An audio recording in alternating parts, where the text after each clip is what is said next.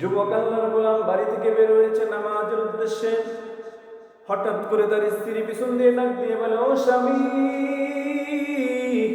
মসজিদে যান ভালো কথা, বাধা নাই, কিন্তু ঘরের মধ্যে আটা নাই। যদি আপনি আটা না আনেন তাহলে দুপুর বেলা খাবারের কোনো ব্যবস্থা নাই।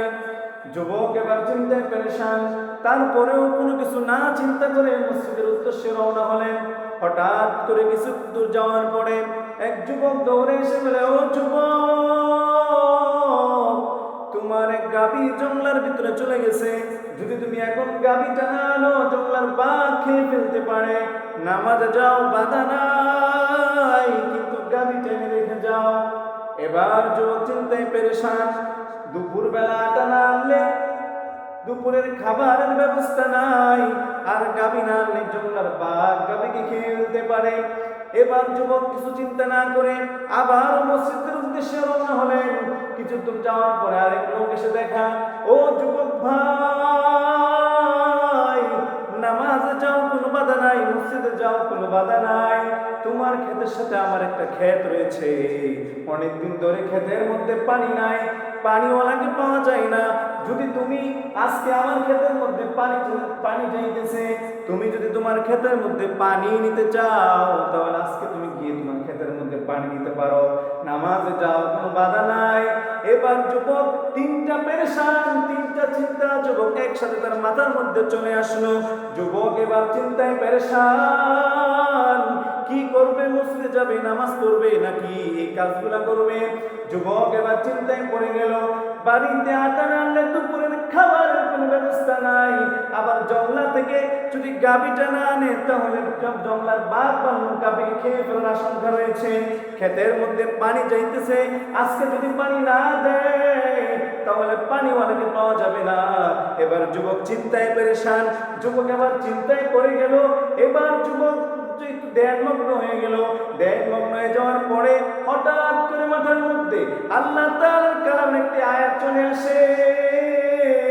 যখন যুবকের মাথার মধ্যে এরকম ভাবতেছে, হঠাৎ করে মাথার মধ্যে আসছে আল্লাহ পাক রব্বুল আলামিন বলেন, ইয়া আইয়ুহাল্লাযীনা আমানুস্তাঈনু বিস-সাবরি ওয়াস-সালাহ ইন্নাল্লাহা মা'আস-সাবিরিন। যুবক এবার মসজিদে দৌড়ে চলে যায়। যাওয়ার পরে নামাজ শেষ করার পরে আল্লাহ তাআলার কাছে দোয়া করতেছে আর বলতেছে, ও আল্লাহ, আমি একজন গরীব মানুষ, ও আল্লাহ, তুমি না বলেছো যারা ধৈর্য ধরে তুমি ধৈর্যশীলদের সাথে আছো। ও মালিক, আটা না আনলে দুপুরের খাবারের কোনো ব্যবস্থা নাই, জঙ্গলা থেকে গাভী না আনলে বাঘ ভাল্লুক গাভীকে খেয়ে ফেলতে পারে। ও রব্বুল আলামিন, তুমি সবকিছুর মালিক, তুমি ব্যবস্থা করিয়া দাও। এবার যুবক নামাজ শেষ করে তাড়াতাড়ি বাসায় যায়। বাড়িতে যাওয়ার পরে ঘরের ভিতরে ঢোকার পরে গিয়ে দেখি স্ত্রী রুটি বানায়। যুবক তো এবার অবাক হয়ে গেল, জিজ্ঞেস করলো, ও আমার স্ত্রী, রুটি কিভাবে আসলো, রুটি কোত্থেকে আসলো? এবার স্ত্রী জবাব দেয়, তুমি যখন মসজিদে চলে গেছো, তুমি যখন বাড়িতে থাকো, বাড়ি থেকে যখন কোনো কাজের জন্য বাড়ি থেকে বের হও, তখন আমি স্ত্রী বাড়ির মধ্যে বসে থাকি না, আমি স্ত্রীও আল্লাহর কাছে দোয়া করতে থাকি, আমি স্ত্রীও জায়নামাজ বিছাইয়া আমি আল্লাহর কাছে কান্না করতে থাকি। আজকে যখন তুমি মসজিদের উদ্দেশ্যে বের হলে, আমিও তখন জায়নামাজ বিছাইয়া আল্লাহর কাছে দুইখানা হাত তুলে কান্না করছিলাম আর বলছিলাম, আল্লাহ, একজন গরিব মানুষ সারাদিন যা টাকা পায় তা সেই টাকা পয়সা দিয়ে চলে।